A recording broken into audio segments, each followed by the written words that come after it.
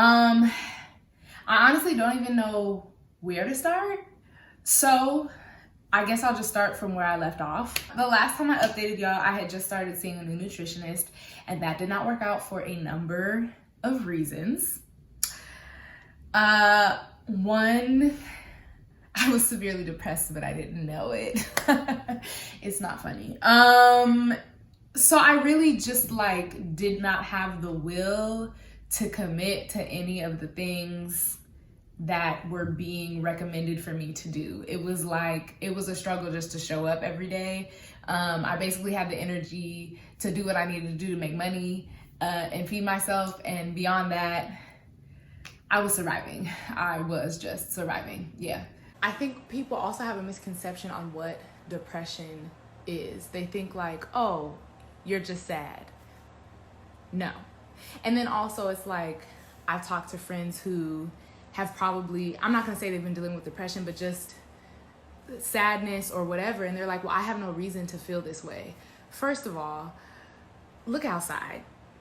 This is no way to live. The constant bombardment of information that we're getting from all around the world, of all the evils and ills of the world, this constant pressure to produce a product in a capitalistic society.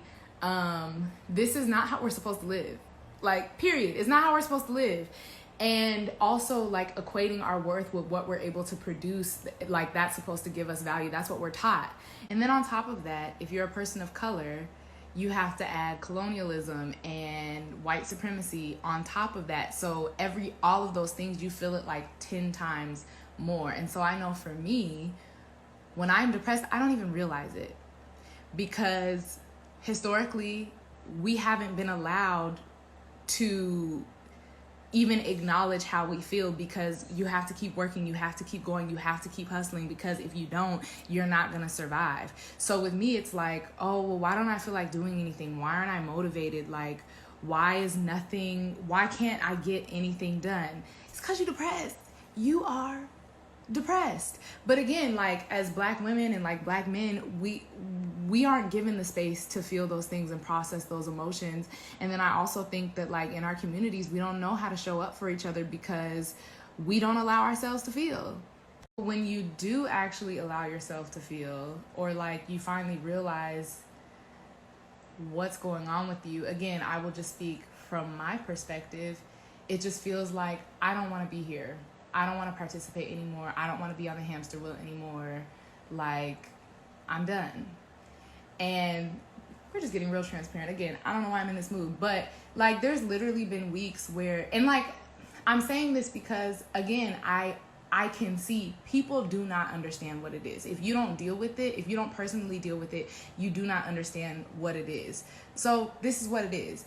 I have gone for weeks without bathing, unable to actually feed myself for real, eating enough to live, but not taking care of myself, literally just not taking care of myself, because I do not care anymore.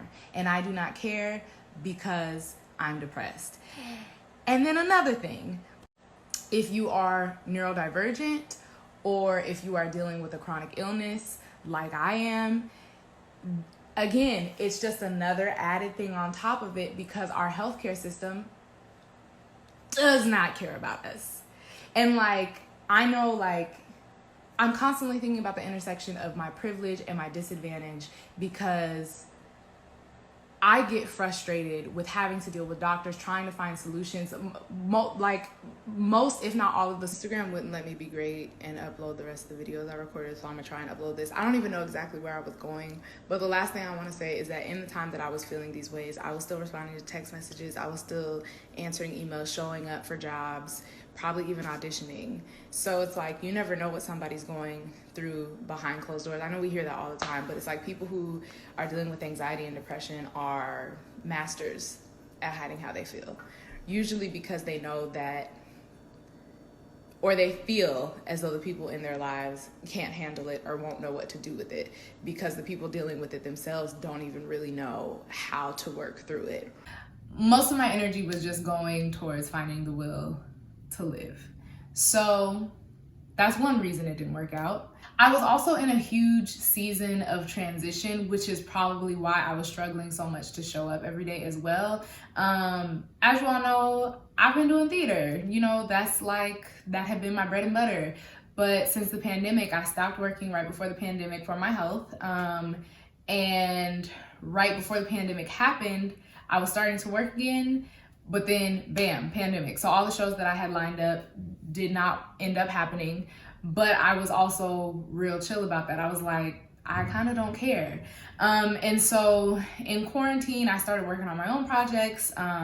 And yeah, my primary source of income just completely shifted from theater to doing like voiceover work, to emceeing conferences and fundraisers, to getting grant money, to do my own work, things like that. So my whole life, though I was still being creative and acting and performing in certain ways, my whole life just kind of changed.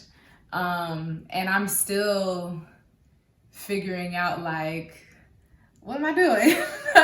I also moved to LA, which is why it's like a different setup or what. I'm working on it.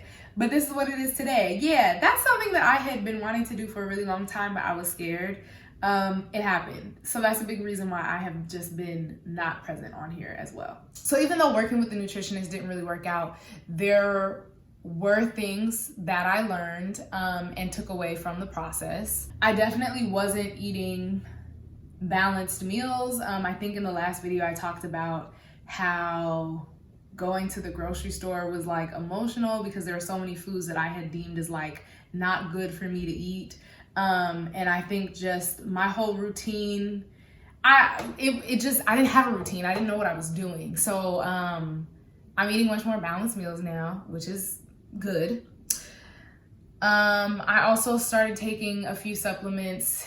I was taking a lot of supplements, and I'm not taking as many as I was, but now I'm taking a digestive enzyme, and I am taking a probiotic that's specifically designed for people with skin issues. This is Skinessa, a probiotic that's specifically designed to repair the gut microbiome. Disrespectful. My phone's dying. Repair the gut microbiome of people who have skin issues. Get into it. Promotes clear, healthy skin, improves gut barrier integrity, balances immune response, and it contains the first and only probiotic blend featured in a clinical study published by an American dermatology journal demonstrating efficacy in supporting clear, healthy skin. We'll see how that works out. I'm coming towards the end of like the 90 days that they say, you know, you need to give it at least 90 days to see results. I'm also just learning that every attempt at healing is an opportunity to learn and grow. And so while it has been a long, twisting and winding journey and frustrating, again, each thing that I try, person that I work with, I learn something new that I take away from it and keep with me moving forward. And that's actually something that Jennifer Fugo, I did an Instagram live with her a while ago. But that's something that we talked about during the live, where it's like, don't look at, you know, the things that happen as failures, but as opportunities to learn. And each thing that you do is getting you pointed in the right direction towards your ultimate goal of healing. Listening to you, I'm like pinpointing all the wrong things that I've done. And I'm like, oh yeah, that made it worse. That made it worse too. So I'll probably be on your website signing up to work with you after this. But that's feedback, and you could say, like, for someone like myself, I know for you, you're like, oh no, I did all these things wrong. But look, you can say, look, I tried this. Yeah. And this is what happened. So look at it instead of this judgment that I think, and you were asking me before, like, how do we better advocate for ourselves? Stop seeing the things that you've done, and if they failed or you perceive them as a failure, as failure. They're experiments. Yep. So say you decided for whatever reason to do plant-based, and then you felt a lot worse. Well, that's feedback. Or maybe you do carnivore and you feel a lot better. But we want to always ask the question, why? Why did that happen? Because that can help us identify issues. So no one should look at their journey as like, I screwed up, I broke myself, I messed myself up. We tell these horrible things to ourselves about the choices we've chosen. Start where you are today and go, you know what? Instead of worrying about the mistakes I made or I did in the wrong order, let me list out what I chose to do and what was the result. And that might help somebody piece everything together for you because you just don't have the knowledge in it. You know, it's like, I know you make films and such. Like, I'm not going to try and do it. I would come to you and be like, Lauren, can you walk me through this process? Because I don't know what I'm doing, right? Right. It's right. the same thing. Right. But that's what I would say. Don't look at it as a mess up or any of that stuff. You say, this is feedback. And I think when we look at it as feedback, it takes that emotional sting out of it. And it's like, now you're in a little bit more of a partnership with your body of listening to it and saying, all right, I see what's happening. This is how my system is reacting. What can I do with this? What does it point toward? What should I be asked? What questions should I be asking? Right. Thank you so much for saying that. I really love it's feedback. I love that. I love that. So that's the way that I'm looking at things right now. So what has been going on since the last time I updated y'all? Oh, well, health-wise, child, I had the worst flare maybe that I have ever had in April and May. What are y'all doing outside? You just going up and down the block? Okay, so I've had probably the worst flare that I've ever had in April and May of 2022. And that was all while I was trying to move to LA, and I was basically just stuck at the house for 2 months. Like, in that time, I had my hair in some faux locks, and I took them out right before the flare started, but they were still in these little braids. My hair was in those braids probably for like 4 weeks. And then finally, my mom had to help me take them out because my hands were so like cut up and sore. I was like, I can't do it. It was a lot. It was a lot. My main goal during that was just like, get out for your walks, sit in the sun if there is sun, do some breathing exercises, and do some yoga if you have the energy. That's basically all I was doing. And like, eat good food. So yeah. Also, since the last time I updated you all, I had to stop working out, and my fitness journey has been a lot of stop and start, because I think this past time it was because I was dealing with chest pain, but also if you're dealing with adrenal fatigue symptoms, which comes along with topical steroid withdrawal, of course, working out like vigorously makes it worse. And so a symptom that I was dealing with that was that whenever I worked out, I would just like sweat like crazy. Like, I would be dripping sweat, and I had barely even done anything, at least compared to like, you know, the type of exercise that I had done in the past that didn't make me sweat like that. So I knew something was off. Then I was dealing with chest pains.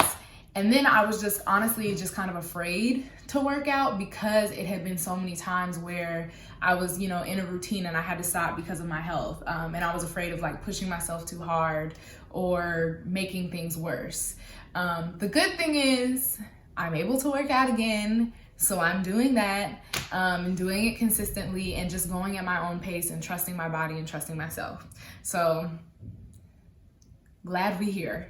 I talked about those like really painful cysts as I did in the last video. Those have stopped.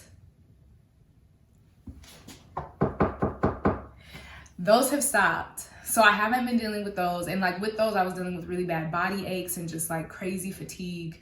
That is not the case anymore. Praise the Lord.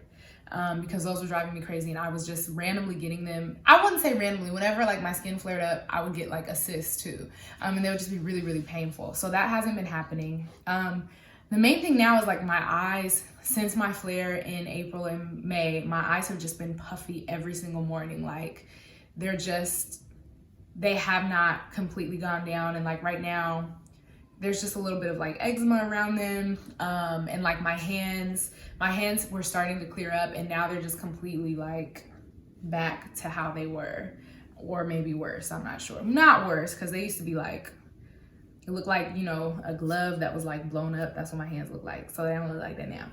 But they were better than this. So that's what's going on. Overall, things have improved because I have more energy. I was just dealing with crazy fatigue. which was really frustrating because, you know, not long before that, I had a ton of energy. So to feel like I had been knocked back down, that definitely contributed to the depression, because it was just like, I was better. Like, I was ready to go. I was ready to do stuff.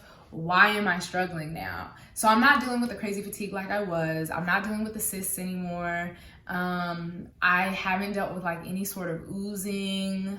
I had been shedding quite a bit. I'm not as much anymore.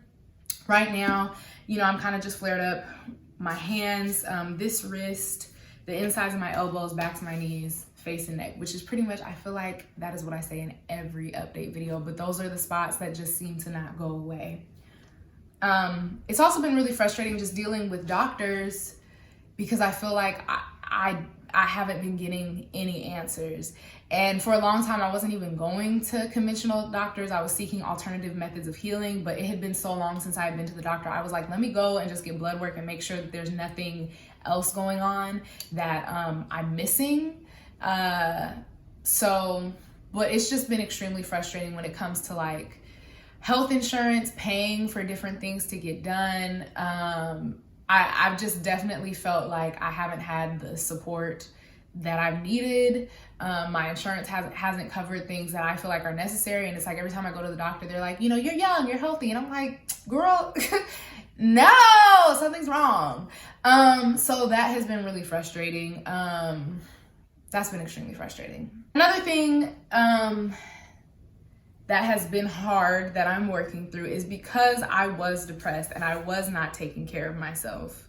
I wasn't taking care of my hair. I recently had to cut it and it had grown pretty long. When I brush my hair, when I comb my hair, when I wash it, so much hair comes out and it's like full strands. And I know we shed, everyone sheds, but it's so not.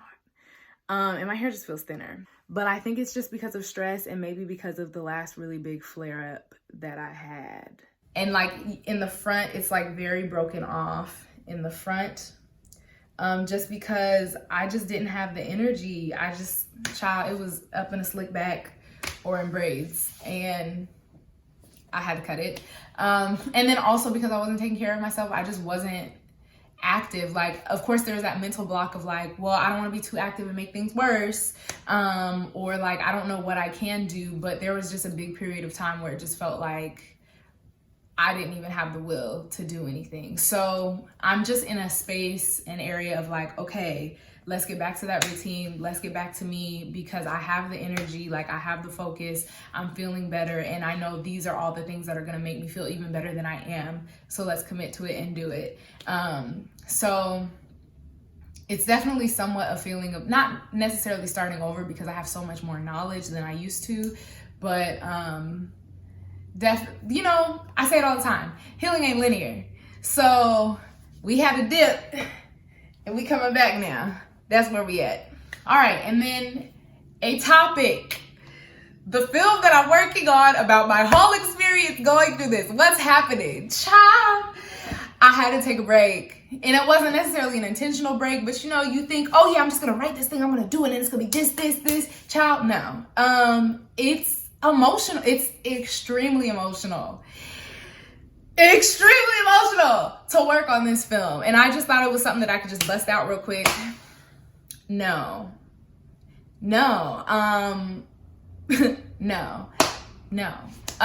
So there's that. It is definitely still happening. If you donated to the project, thank you so much. Your money is still going to get used on the film. I had to get myself in a place where I could even approach the work. Cause I felt like I was fighting demons. I'm not even gonna lie. It's been a lot.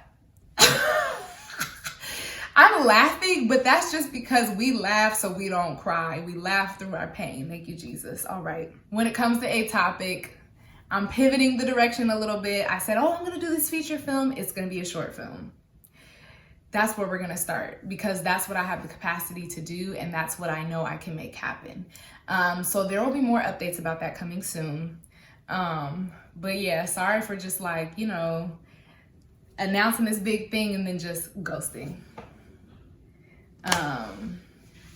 It happens.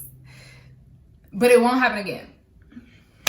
The other things that have been going on in my life, I already said that I started emceeing conferences and fundraisers. I am still acting. It's just not in the way that I was before for a number of reasons that we can get into it another time. But I did a few readings of new musicals. I was also in a documentary about topical steroid withdrawal called Skin on Fire. It's here on YouTube, so check it out. And then I was also in a few short films that have been in film festivals. So things have still, despite everything, things have still been happening. And so I'm very grateful for that. And I try to remind myself of that to put things in perspective.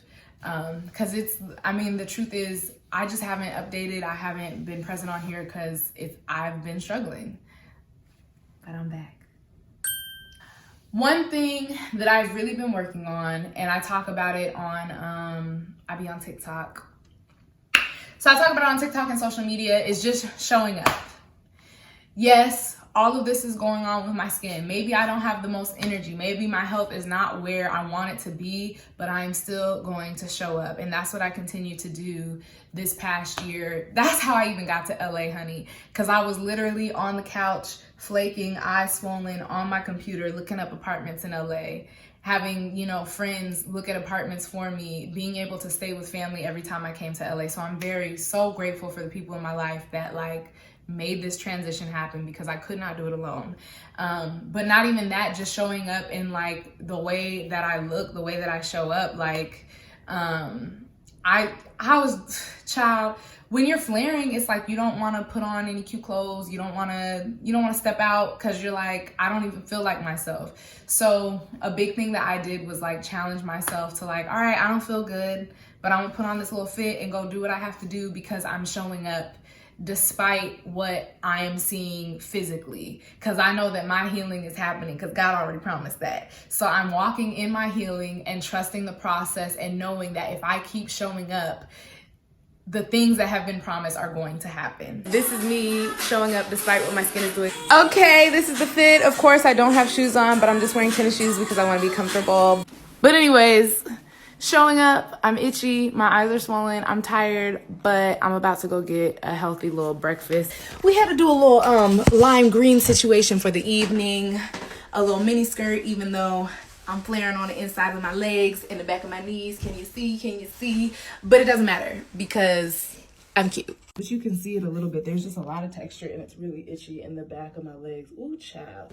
But I'm gonna flaunt them and I'm gonna wear them out because one, they need sunlight, and two, if I look like trash, I don't feel like trash.